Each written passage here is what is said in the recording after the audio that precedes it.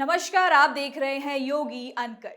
आज योगी अनकट के इस एपिसोड में मैं आपको बताऊंगी उत्तर प्रदेश में चल रही ताबड़तोड़ कार्रवाई के बारे में, जहां एक साथ 3 बड़ी घटनाओं ने पूरे प्रदेश में हलचल मचा दी है।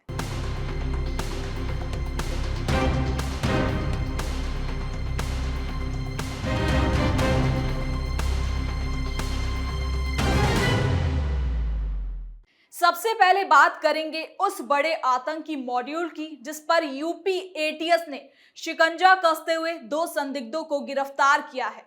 बताया जा रहा है कि नेटवर्क राज्य में बड़ी साजिश रचने की तैयारी में था। एजेंसियां अब पूरे मॉड्यूल की जड़ तक पहुंचने में जुटी हुई है। दूसरी खबर बरेली से है, जहां प्रशासन ने अवैध कॉलोनियों पर बुलडोजर चलाकर साफ संदेश दिया है कि नियम तोड़ने वालों को अब बख्शा नहीं जाएगा। हजारों वर्ग मीटर जमीन पर फैले अवैध निर्माण को जमींदोज कर दिया गया है, जिसके बाद भूमाफियाओं में हड़कंप मच गया है। तीसरी बड़ी खबर बिजनौर से है, जहां सोशल मीडिया पर हथियार लहराकर दबंगई दिखाने वालों पर पुलिस ने एक्शन लिया है। वायरल वीडियो सामने आने के बाद 2 और आरोपियों को गिरफ्तार किया गया है।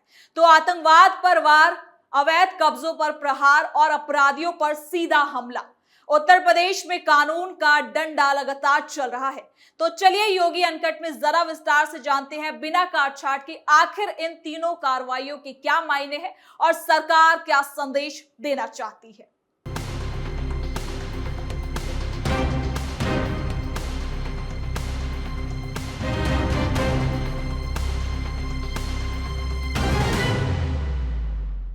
उत्तर प्रदेश में एक साथ सामने आई 3 बड़ी घटनाओं ने राज्य की कानून व्यवस्था, सुरक्षा व्यवस्था और प्रशासनिक शक्ति को लेकर नई चर्चा छेड़ दी है।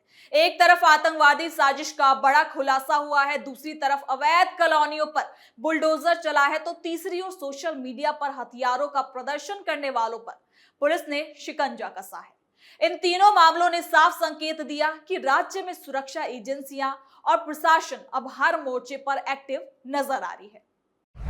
यूपी एटीएस की बड़ी कार्रवाई। योगी अनकट में सबसे बड़ी और संवेदनशील खबर यूपी एटीएस से जुड़ी है, जहां एजेंसी ने आतंकी साजिश के आरोप में 2 संदिग्धों को गिरफ्तार किया था।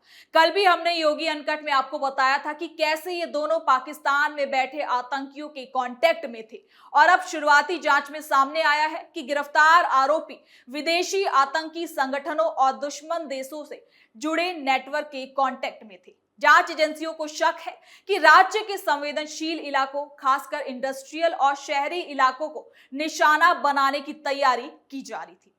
अब यूपी एटीएस की कार्रवाई में इस पूरे मॉड्यूल की परतें खुलने लगी हैं, जिसमें भारत में एक नए आतंकी संगठन के गठन की योजना का भी दावा किया गया है। तहरीक-ए-तालिबान हिंदुस्तान बनाने की तैयारी। जांच एजेंसियों के मुताबिक पाकिस्तान की खुफिया एजेंसी आईएसआई भारत में तहरीक-ए-तालिबान पाकिस्तान, जिसे टीटीपी की तर्ज पर तहरीक-ए-तालिबान हिंदुस्तान नाम से एक संगठन खड़ा करने की साजिश भी शामिल थी। इस पर सूत्रों का दावा है कि इस संगठन के जरिए टारगेट किलिंग, नामी हस्तियों, सेना और पुलिस अधिकारियों के अलावा खास जगहों को निशाना बनाने की योजना थी। जांच में यह भी सामने आया कि लखनऊ और दिल्ली में मौजूद आरएसएस कार्यालय हो ना हो, वो भी टारगेट पर था। तुषार उर्फ हिजबुल्लाह बना खास कड़ी।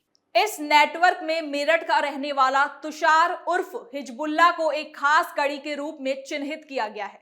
जांच में सामने आया कि उसने धर्मांतरण किया था और करीब 4 साल पहले अपनी पढ़ाई छोड़ दी थी। एजेंसियों के मुताबिक धर्मांतरण को एक रणनीति के तहत इस्तेमाल कर युवाओं को कट्टरपंथ की ओर बहलाने, फुसलाने और संगठन से जोड़ने की कोशिश की जा रही थी। इससे पहले इसी नेटवर्क से जुड़े विक्रांत कश्यप को देहरादून से गिरफ्तार किया गया था, जिससे इस मॉड्यूल की जड़ें और गहरी होने की आशंका भी जताई जा रही है।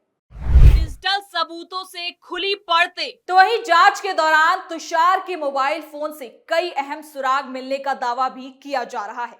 इनमें पाकिस्तानी गैंगस्टर शहजाद भट्टी से बातचीत, संदिग्ध लेन देन, हथियारों से जुड़ी चर्चा, वीडियो फुटेज और धमकी भरे ऑडियो शामिल बताए जा रहे हैं।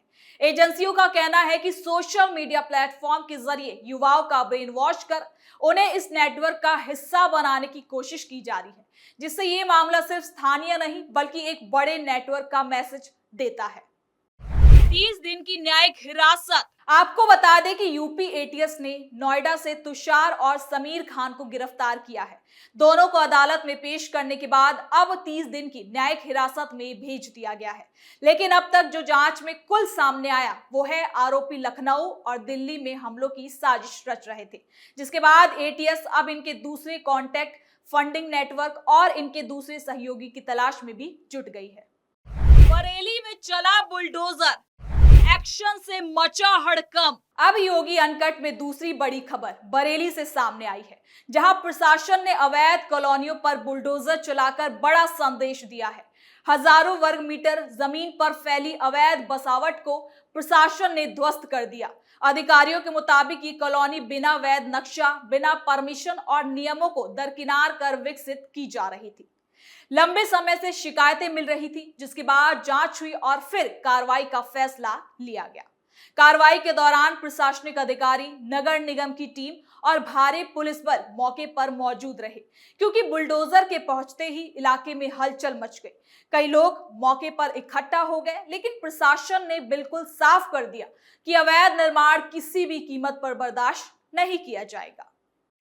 अवैध कॉलोनी हुई जमींदोज, बिना परमिशन के किया निर्माण। साथ ही अधिकारियों ने कहा कि शहरों में तेजी से बढ़ती अवैध कॉलोनियां न केवल राजस्व का नुकसान करती है, बल्कि भविष्य में रहने वालों के लिए भी बड़ी समस्या बन जाती है। ऐसे में सड़क, पानी, सीवर, बिजली और सुरक्षा जैसी बुनियादी सुविधाएं व्यवस्थित नहीं होती। बाद में इन्हें सही कराने का दबाव बनता है, जिससे प्रशासनिक संकट पैदा हो जाता है।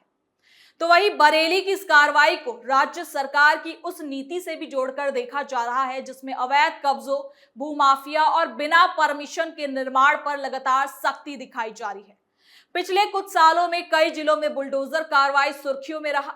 लोग इस कानून का पालन मानते हैं इसे, जबकि सवाल उठाने वाली विपक्षी पार्टियां या फिर आलोचक इस पर सवाल लगातार उठाते हैं। बिजनौर में गिरफ्तारी तेज, यूपी में अपराधियों पर चोट, हथियारबाजों पर पुलिस सख्त। अब योगी अनकट में आखिरी और तीसरी खबर बिजनौर से सामने आई है, जहां सोशल मीडिया पर हथियारों का प्रदर्शन करने वाले युवकों पर पुलिस ने बड़ी कार्रवाई की है। दरअसल उत्तर प्रदेश के बिजनौर जिले में सोशल मीडिया पर हथियारों के प्रदर्शन से जुड़े वायरल वीडियो मामले में पुलिस ने बड़ी कार्रवाई की है। इस मामले में 24 अप्रैल 2026 को जांच के दौरान सामने आए 2 और आरोपियों को गिरफ्तार किया गया है। पुलिस के मुताबिक गिरफ्तार किए गए आरोपियों की पहचान जुल्फिकार उर्फ राका और आरिफ मलिक के रूप में हुई है, जो बिजनौर के रहने वाले हैं। ये कार्रवाई थाना नांगल में दर्ज मुकदमे के तहत की गई। साथ ही पुलिस लगातार इस मामले की जांच भी कर रही है और इसमें शामिल लोगों के खिलाफ कार्रवाई भी की जा रही है। वायरल वीडियो मामले में पुलिस की बड़ी कार्रवाई। तो वहीं आपको ये भी बता दें कि ये पूरा मामला सोशल मीडिया पर वायरल हुए एक वीडियो से जुड़ा हुआ है, जिसमें हथियारों का प्रदर्शन किया गया था। वीडियो सामने आने के बाद पुलिस ने मामले को गंभीरता से लिया और जांच को शुरू कर दी। इससे पहले पुलिस इस मामले पर 4 आरोपियों को भी गिरफ्तार कर चुकी है और उन्हें जेल भेजा जा चुका है। अब 2 और आरोपियों की गिरफ्तारी के बाद कुल गिरफ्तार लोगों की संख्या बढ़ चुकी है। सोशल मीडिया पर हथियार लहराना बना जांच का आधार। इसके साथ ही पुलिस ने यह भी बताया कि इस मामले में 2 अन्य आरोपी अभी फरार चल रहे हैं, जो विदेश में रह रहे हैं। उनके खिलाफ लुकआउट नोटिस भी जारी किया गया है, ताकि उन्हें भारत लौटते ही गिरफ्तार किया जा सके। फिलहाल पुलिस पूरे मामले की गहराई से जांच कर रही है और आगे भी कार्रवाई जारी रखने की बात कही जा रही है। कुल मिलाकर इन तीनों मामलों ने ये साफ कर दिया कि राज्य में सुरक्षा एजेंसियां केवल एक तरह के अपराध पर ही वो वार नहीं कर रही, बल्कि हर स्तर पर एक्टिव है।